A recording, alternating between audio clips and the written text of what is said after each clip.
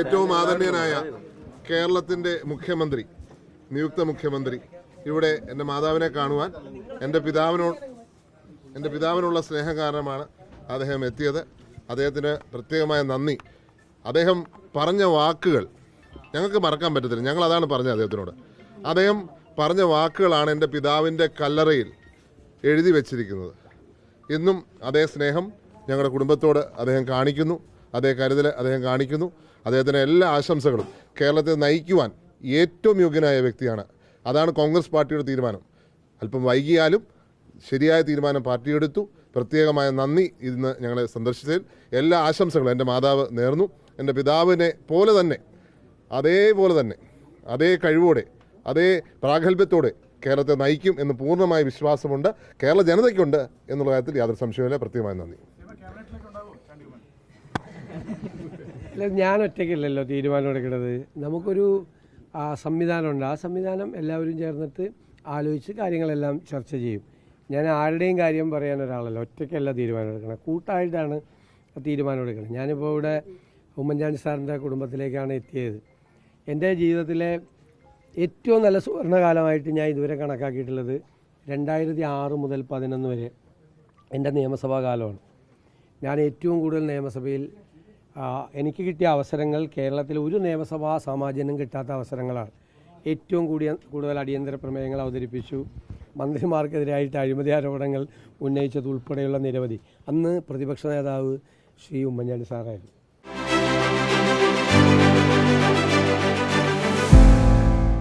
അദ്ദേഹം ഏറ്റവും കൂടുതൽ അവസരം തന്ന ഒരു ജനപ്രതിനിധിയായിരുന്നു ഞാൻ. MLA ആയിരുന്നു ഞാൻ.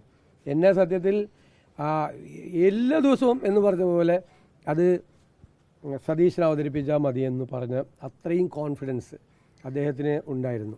എൻ്റെ രാഷ്ട്രീയ ജീവിതത്തിലൊരു വലിയ നഷ്ടമായി ഞാൻ കണക്കാക്കുന്നത് മന്ത്രിയാകാത്തതല്ല. ഉമ്മൻചാണ്ടി സാറ് മുഖ്യമന്ത്രിയായപ്പോൾ ആ മന്ത്രിസഭയിൽ അംഗമാകണം എന്നെനിക്ക് ആഗ്രഹമുണ്ടായിരുന്നു.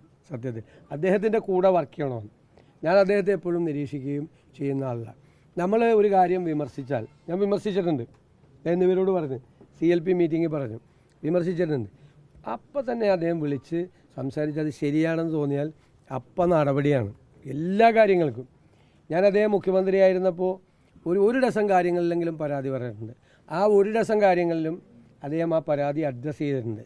അപ്പോൾ അദ്ദേഹത്തെ പോലത്തെ ഒരാൾ വഴികാട്ടിയാണ്. എങ്ങനെ സാധാരണക്കാരെ ചേർത്ത് നിർത്തണം, പാവങ്ങളെ ഹൃദയത്തോട് ചേർത്ത് നിർത്തണം, അവരെ എങ്ങനെ സഹായിക്കും. ഒരാൾ വന്നൊരു സഹായം അഭ്യർത്ഥിച്ചാൽ അദ്ദേഹം അപ്പം മുതൽ ചിന്ത തുടങ്ങി എങ്ങനെ സഹായിക്കാൻ പറ്റുമെന്ന്. അതാണ് ഒരു ഭരണാധികാരിയുടെ ഏറ്റവും വലിയ കാര്യം. ഒരുപാട് പാഠങ്ങൾ, ഒരു വലിയ ലെസണാണ്, ഒരുപാട് പാഠങ്ങൾ അദ്ദേഹത്തിൽ നിന്ന് പഠിക്കാനുണ്ട്. നമ്മൾ ഈ ഭരണത്തിൻ്റെ അധികാരത്തിൻ്റെ പത്രാസിനിടയിൽ സാധാരണക്കാരെ മറന്നു പോകാതിരിക്കാൻ നമ്മുടെ ഓർമ്മപ്പെടുത്തലാണ് ഉമ്മൻചാണ്ടി സാറിൻ്റെ മുഖം. ഞാനത് എൻ്റെ ഹൃദയത്തിലുണ്ടാവും.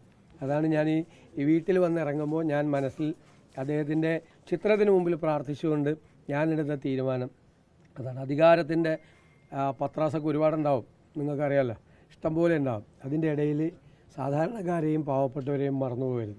ഉമ്മൻചാണ്ടി സാറിനെ ഓർക്കണം എപ്പോഴും. അപ്പോൾ നമ്മൾ മറക്കില്ല. അതാണ് എൻ്റെ അനുഭവ പാഠം.